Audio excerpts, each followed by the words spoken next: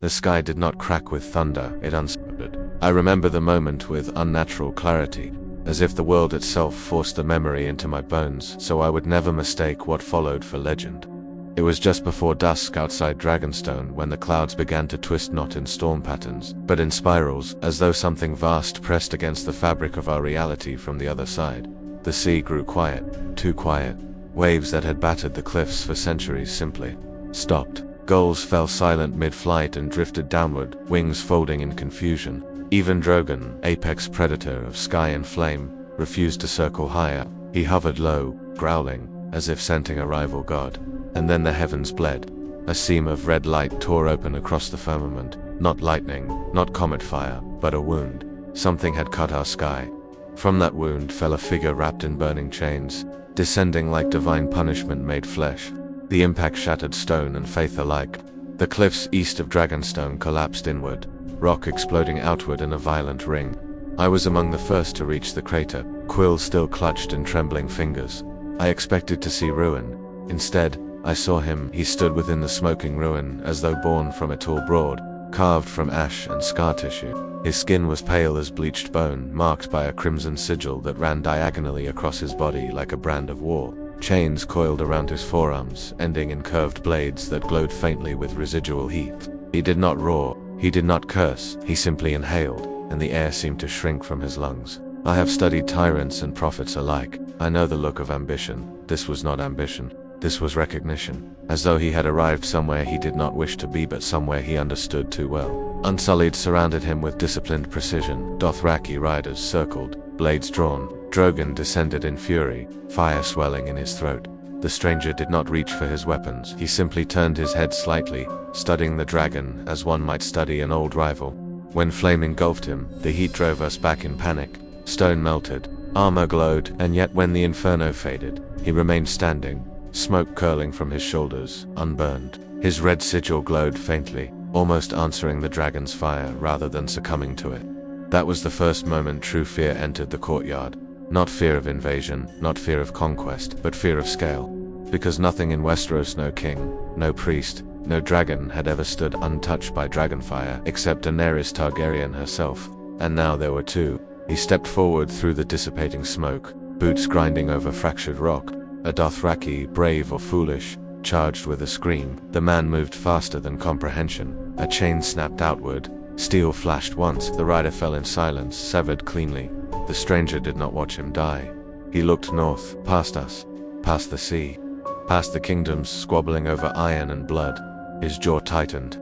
I saw something ancient flicker behind his eyes. Not confusion, not wonder, but exhaustion sharpened by purpose. "This is not my world," he said at last. Voice deep and rough like stone dragged across stone. The accent was foreign, harsh, shaped by mountains and harsher gods. Tyrion demanded his name. He answered simply, Kratos. The word carried weight. Not a house, not a title, a history. Daenerys stepped forward then, silver hair catching ember light. "You stand in my realm," she declared. "State your allegiance." He regarded her for a long moment, eyes cold but not cruel.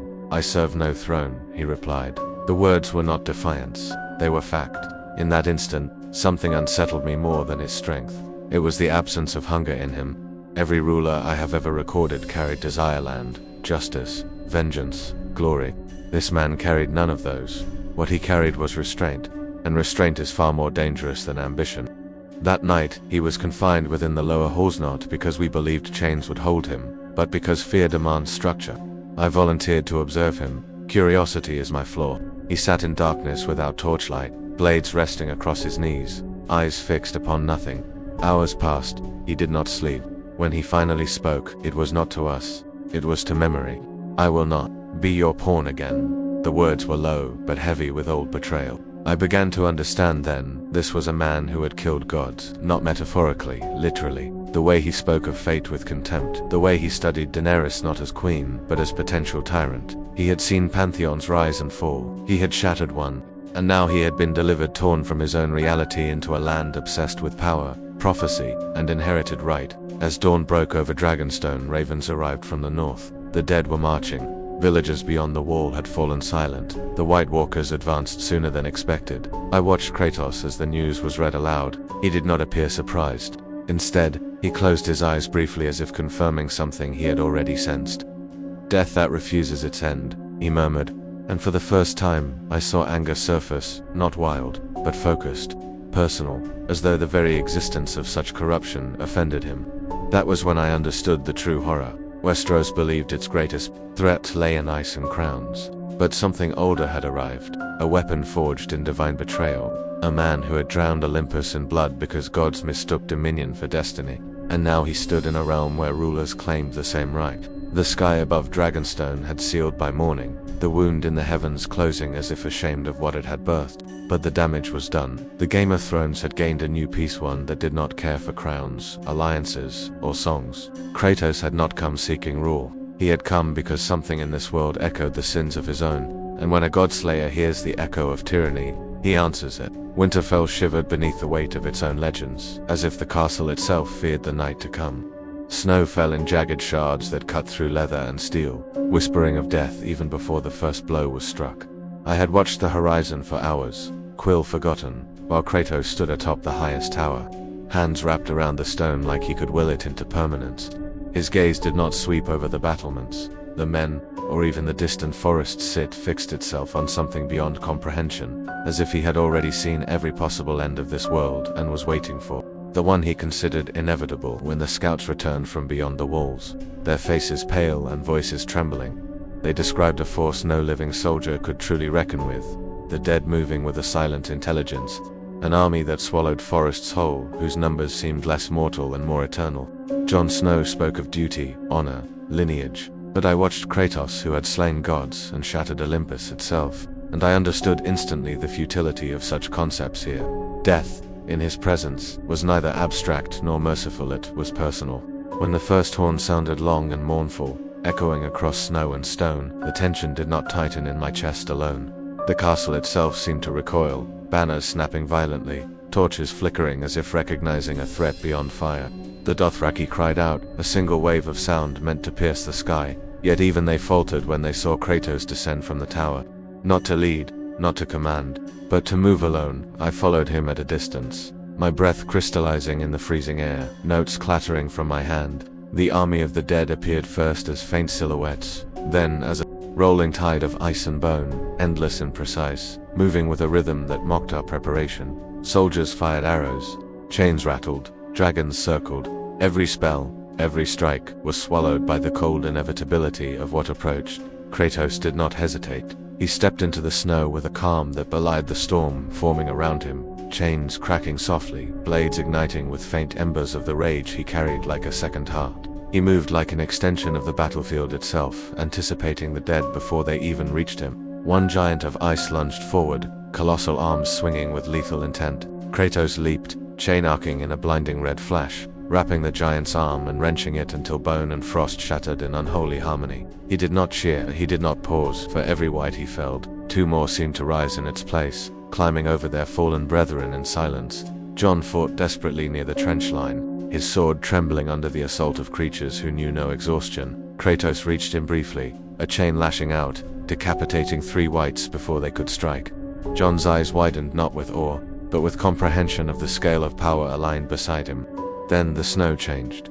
The storm shifted, unnatural even for the north. Temperature plummeted in a jagged drop, wind shrieking through the battlements like the voices of the lost. The wights froze mid-step as if some unseen conductor had called pause. And then he came. The Night King rode into the storm, a crown of frost upon his head, aura of malice so complete it seemed to devour light. His gaze, piercing blue and absolute, found Kratos instantly. For a heartbeat, the battlefield fell silent. Fire from dragons illuminated the frozen warrior and the godslayer in violent contrast. Ice and flame, inevitability against defiance. The Night King raised a hand, and the dead surged again, reanimating in grotesque obedience. Kratos did not flinch, his jaw set. His eyes burned not with wrath, but with recognition. "I have seen your kind before," he muttered. "You are a parasite." The Night King responded with the cold logic of death itself, blade-slicing arcs of ice toward Kratos, each strike precise, perfect, unstoppable. Kratos met every blow with controlled fury, chains snapping, blades of chaos flashing in arcs of fire that hissed against frost. He moved like a storm unbound, fluid and merciless. Every swing carried history, betrayal by gods, the ashes of family lost, centuries of servitude to destiny he refused. I realized then that this was not just a battle for survival. It was a confrontation of absolutes, Kratos, who had bent fate itself, versus the Night King, who was fate made flesh. When ice erupted from the ground to impale the living, Kratos tore it free with superhuman strength, hurling it back into the undead tide. Giants fell, wights scattered. The Night King staggered not from pain, but resistance. For the first time, I glimpsed a crack in his perfection. Kratos whispered, almost to himself, "I have killed death before," and he charged. What followed was less a fight than a storm of divine fury against icy inevitability. Chains coiled around the Night King's sword arm, flames licked against the frozen torso. Each strike a message older than King's mortality, vengeance, defiance. The Night King struck with absolute force, shattering stone beneath Kratos, hurling him back, but he rose immediately, every scar and muscle responding in perfect synchronization, rage tempered by experience. Then came the final collision. Fire met ice, steel met frost, shockwave ripping through battlements and snow alike. Limbs flew, stones shattered, dragons shrieked above the chaos. Kratos drove one of his blades into the Night King's glowing chest core. Frost exploded, dead tumbled lifelessly. A silence fell so deep it could have been death itself.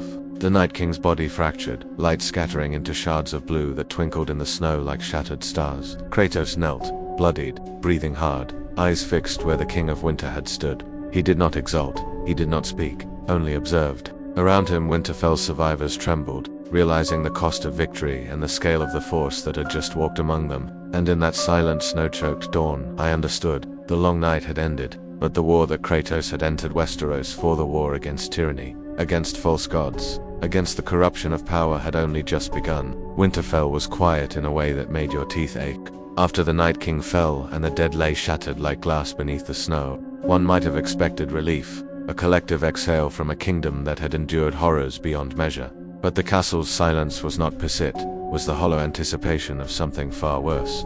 The survivors moved like shadows, uncertain where to step, where to place trust, and above all, how to breathe without triggering the fragile veneer of normality. I followed Kratos through the battlements that morning, my quill trembling in my frozen fingers, recording what I would never forget. He walked not with triumph, not with arrogance, but as though the castle itself were a labyrinth of sins he had to navigate. Snow clung to his hair, melted by the faint heat emanating from his scarred, tattooed skin. Every eye that glimpsed him shifted, some with awe, some with terror, but none dared question his presence. Jon Snow attempted to marshal the men, to rally hope, to remind them that victory was theirs. Yet I saw the subtle shifting in Kratos' expression, the way his eyes, pale and calculating, lingered on the banners and ramparts. He was not merely observing the living, he was reading power, measuring its weight, its potential to corrupt, and Westeros was steeped in corruption. Word arrived from scouts. The north was safe for now, but the south stirred. King's Landing, Cersei's throne, dragons, scorpions, wildfire, everything that had been whispered in fearful tales of the realm had not vanished with the long night. Daenerys approached him alone that evening.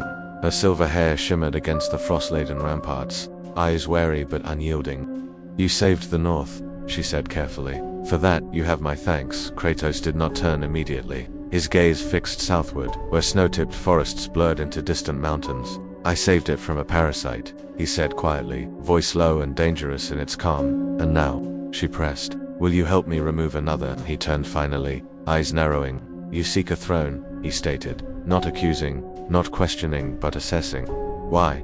She answered with the certainty of one who believes history owes her justice. "It is my birthright.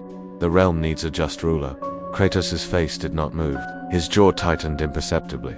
"I have heard those words before," he said. For a moment I glimpsed the weight behind them. Olympus, betrayed family, gods claiming dominion under the pretense of benevolence, mortals crushed beneath their hubris. "Power does not cleanse corruption," he continued. "It feeds it." Daenerys' eyes narrowed. "You speak as though you know me." He did not falter. "I know ambition," he said. Silence stretched between them like ice cracking beneath feet that dared cross it. Finally, she asked the question none of us dared. "If I become what you despise, will you remove me as well?" The northern wind cut between them. I saw Kratos' hand tighten around the hilt of his blades, though he did not draw them. "If you threaten this world with tyranny," he said quietly, "I will end you. Not threat, not cruelty, only inevitability." The truth of that statement weighed heavier than any armor, heavier than the snow-laden walls around us. Later that night, Bran Stark sought him out in the Godswood. Beneath the heart tree, its red leaves trembling like open wounds, he spoke with his voice that belonged to everywhere and nowhere. "You do not belong to this cycle," he said. Kratos studied the pale face of the weirwood as if measuring its depth. "Cycles are chains," he replied. Bran nodded, almost imperceptibly. "You were brought here by something that feeds on conflict. It hoped you would break this world further, then it miscalculated," Kratos said. There was no pride in the statement, only fact. "Did it?" Bran's voice echoed like wind over ice. "The throne still stands. The game continues, and you are drawn to it." Kratos did not deny it. I realized then that while the North had survived winter, Westeros had merely shifted its shape. The Night King was gone, but the specter of tyranny remained, now dressed in gold and silver, riding dragons, whispering promises of liberation while commanding obedience through fear. Kratos had faced impossible odds before, gods and monsters alike, yet the challenge ahead was subtle and precise. Ambition incarnate, cloaked in benevolence, tempered by fire and blood. I watched him stride among the tents and the survivors the next morning, his silhouette rigid against the rising sun, a godslayer in a mortal world. Jon argued for patience. Tyrion pleaded for negotiation. I watched Daenerys from a distance, noting the subtle hardening in her jaw, the tilt of her chin, the way she regarded the men and banners of the North. Gratitude had become resentment, relief had become entitlement, and Kratos observed all of it not with the concern of a soldier, but with the understanding of one who had watched power corrupt countless times before, who knew its rhythms, its seductions, its inevitable decay. By dawn, a decision had been made. The combined forces of the North and Targaryen would march south not merely to confront the living, but to confront the throne itself. The gates of Winterfell opened, and the army poured forth into the frozen lands beyond, banners rippling in the cold wind.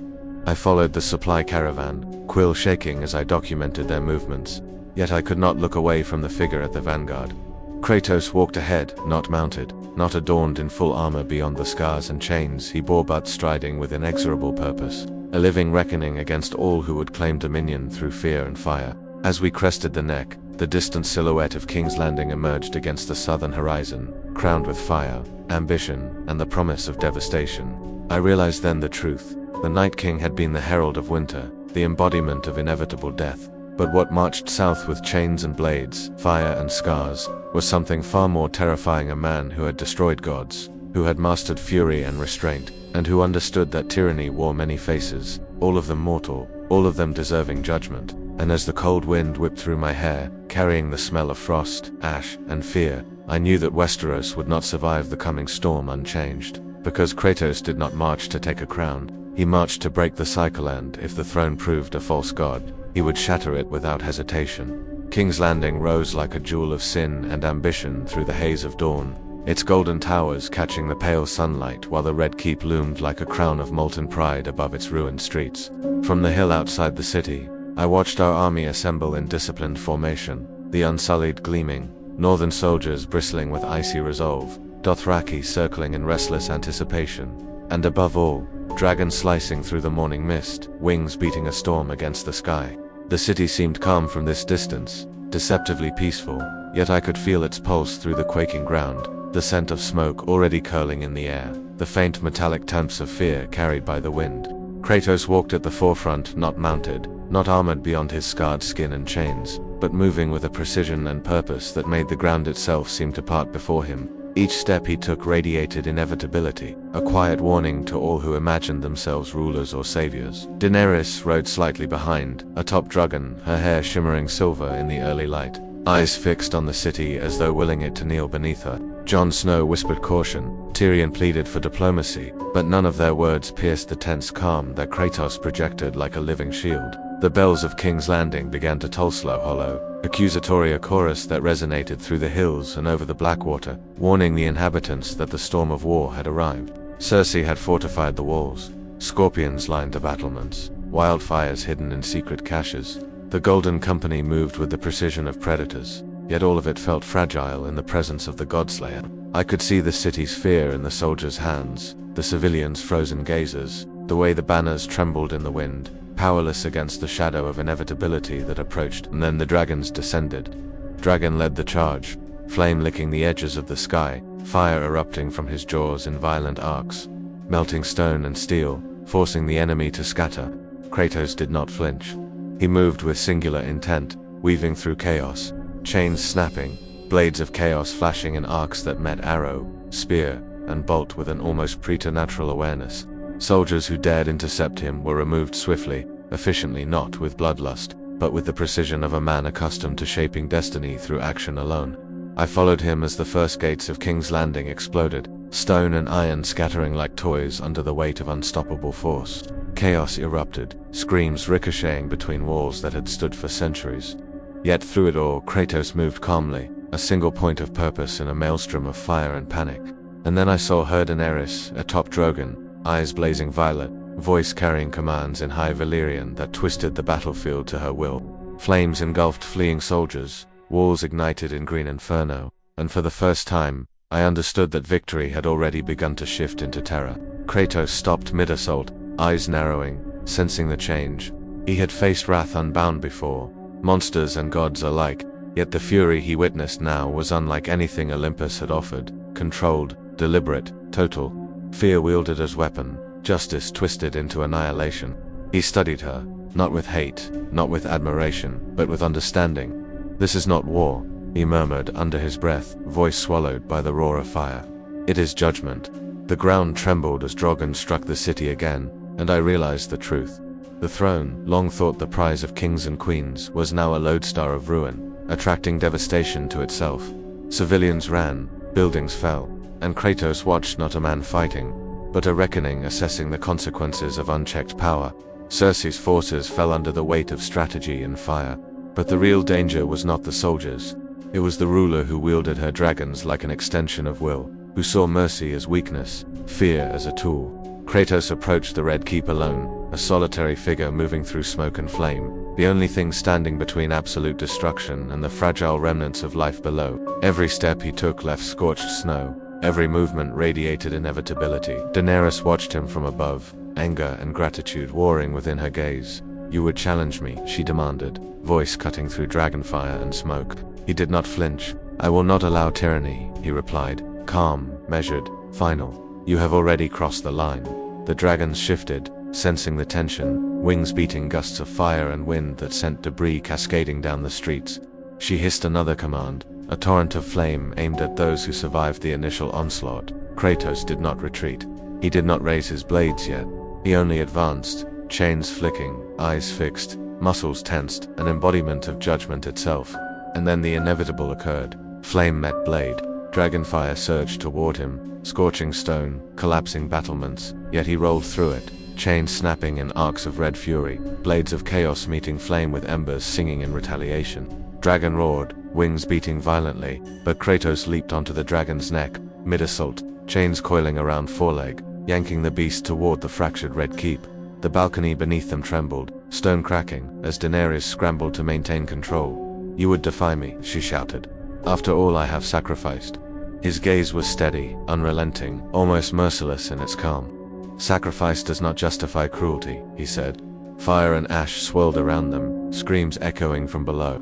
For the first time she hesitated, doubt flickering in violet eyes. Kratos had faced gods. He had drowned Olympus in blood because of pride, hubris, and vengeance. He had learned restraint, not mercy, not compromise, but calculated judgment. And in that instant, Daenerys Targaryen, breaker of chains, controller of dragons, faced a truth she could not burn or command away. Unchecked power always attracts retribution.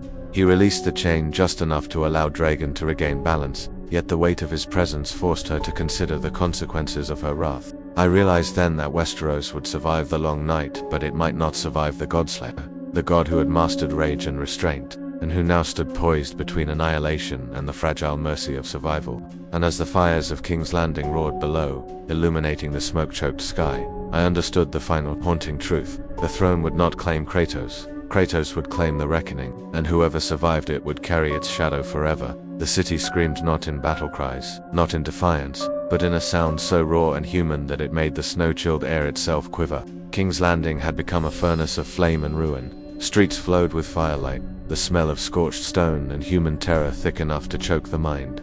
I followed Kratos as he advanced across shattered plazas and collapsing archways, every step measured, every motion a testament to experience forged in the blood of gods. Civilians stumbled, soldiers fled, Dragons hovered, and yet none could halt the inevitability he carried with him like a second skin. Daenerys had become the city's tempest incarnate, her violet eyes blazing from atop dragon, issuing commands in High Valyrian that twisted fire and death to her will. Flames tore through the streets indiscriminately, striking at soldier and civilian alike, melting stone, collapsing roofs, igniting powder stores with deafening eruptions. And yet Kratos moved forward, calm/unburned, chains snapping, blades of chaos slicing the air, redirecting destruction without flinching. The first collision came at the Red Keep's shattered gate, where a squad of Scorpions and Golden Company soldiers attempted to resist. Kratos met them with brutal efficiency, but never with bloodlust.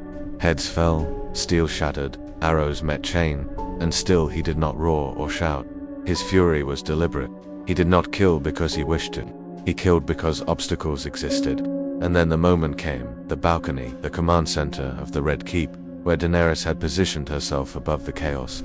Dragons circled low, wings beating gusts of fire and wind, embers raining down like volcanic ash. Kratos stopped below, chains snapping, blades ready, and for the first time since his arrival, the air between combatants thickened with anticipation, not for attack, but for judgment. "You would destroy them all," he said quietly, voice carrying over the roar of the inferno. "For what? A throne?" She answered with fury, tempered by pain and ambition. "They would betray me. They would defy me. Fear is the only language they understand." He studied her, muscles coiled like springs, jaw set, eyes reflecting the fire that consumed the city but not his resolve. "Fear breeds obedience," he said. "It does not breed loyalty. You mistake submission for peace. You mistake domination for justice."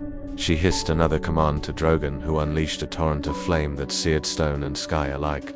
Kratos did not flinch. He leaped, chain flying, wrapping around Dragon's foreleg midair, yanking the dragon downward onto the fractured balcony. Stone shattered beneath the weight, fire hissed against chain and flesh, and for the first time, the queen atop the beast faltered. She drew her Valyrian steel blade, silver catching the flickering firelight, and lunged at him. Kratos caught her wrist, unyielding, crushing yet precise, holding her blade from striking. Their eyes locked, violet and pale, grey fire and fury mirrored in mutual recognition.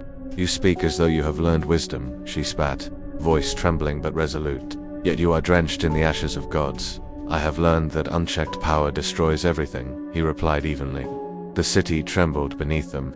Wildfire ignited unintended districts. Buildings collapsed, screams echoed from narrow streets, a chorus of desperation and horror. She stepped back, defiance flickering against doubt, eyes flicking to the devastation below. "This is necessary," she whispered, almost to herself, "to build a better world." His jaw tightened. A better world cannot be forged from fear. Silence fell, only broken by the hiss of dragonfire and crumbling stone. For a heartbeat, it seemed she might step back. Her hands twitched over her blade. Doubt flickered, brief, fragile. Then she looked again to the city, to the throne, to the crown that had consumed her ambition, and decision hardened her gaze. "It is too late," she said, voice firm. Dragon reared, wings lifting, ready to strike. Kratos did not retreat. He assessed, calculated, waited. Then, with movement sudden and impossible, he leaped onto the dragon's neck. Chains coiled like living serpents, restraining movement, forcing dragon to the broken balcony. Fire roared into the sky, striking the stone in hissing torrents, collapsing the last of the Red Keep's parapets. She struggled to regain control, voice screaming commands, hands gripping the dragon's reins. Kratos' eyes never left hers. His blades ignited with crimson fury, cutting arcs in the smoke-choked air, hissing against fire, against stone, against the tyranny that she embodied. One final strike, he yanked Drogon toward him, forcing the dragon to land partially on collapsed stone. The balcony groaned, threatening to give way entirely. The queen staggered, realization flickering across her face. Fear was no longer a weapon she wielded. Kratos did not speak. He did not mock. He only waited, a living embodiment of judgment. And in that frozen moment, I understood the depth of his power. He had come not to rule, not to conquer, but to measure tyranny and, if necessary, extinguish it. She lowered her blade slightly, the fire of her command faltering. Embers curled around us, smoke choking the sky, streets below still aflame. Civilians and soldiers alike trembled.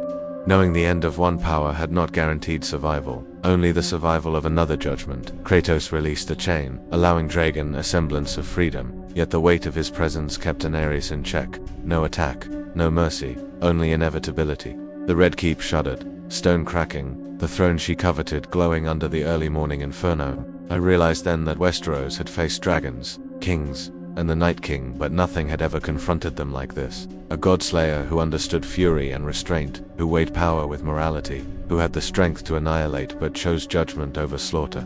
And in that moment, as fire, smoke, and ash swirled around us, I understood a terrifying truth. The city could burn, the streets could scream, the throne could remain, but Kratos had already decided which world would survive and which would be consumed. The smoke had not yet cleared when the first screams of the dying city faded into a hollow, echoing silence that made my lungs ache. King's Landing lay in ruins, a labyrinth of smoldering stone, twisted metal, and ash-coated streets. The Red Keep half collapsed, balconies shattered, the throne still mocking from its precarious perch amid ruin. I followed Kratos as he walked through the carnage, each step deliberate, chains flicking faint arcs of red, light across the shattered streets. His eyes, pale and unyielding, scanned the devastation not for survivors, not for conquest, but for consequence. Behind him, dragon hovered, wings folded slightly, smoke curling from his nostrils, a shadow of fire that had once been wrath incarnate. Daenerys was gone, carried away by fear and realization, her silver hair tangled in soot, violet eyes haunted by doubt and the weight of her ambition's cost. Jon Snow had descended into silent observation, his honor intact but his hope fractured, knowing that the Game of Thrones had been measured not by crown or bloodline, but by the judgment of a warrior who had mastered fury, restraint, and the terrifying calculus of morality. The streets were littered with body soldiers, civilians, dragons, victims, all part of a ledger of war that only Kratos could read without flinching, and yet, he walked among it like a man carrying the weight of every world he had ever known, the scars of Olympus still embedded in his flesh and in his eyes. I could see it, though the deep unspoken torment, the recognition that power, whether divine, mortal, or dragonborn, always corrupts, and he would not allow it here. A cry echoed from the shattered marketplace, a child, frozen in terror, surrounded by the remnants of a firestorm. Kratos paused, the faintest hesitation flickering across his otherwise impervious features. For a moment he bent, not to strike, not to punish, but to lift the child from ruin, the weight of humanity touching the God-slayer's scarred hands. I realized then that the line between savior and executioner was razor thin, and Kratos had walked it his entire life. He straightened, lifting the child to safety, and the first ember of dawn caught his tattooed shoulder, casting him in red light that made him appear both mortal and divine. He did not speak. Words were unnecessary. Around him, the city began to stir, not in joy, not in relief, but in the fragile awareness that destruction had not yet claimed them entirely.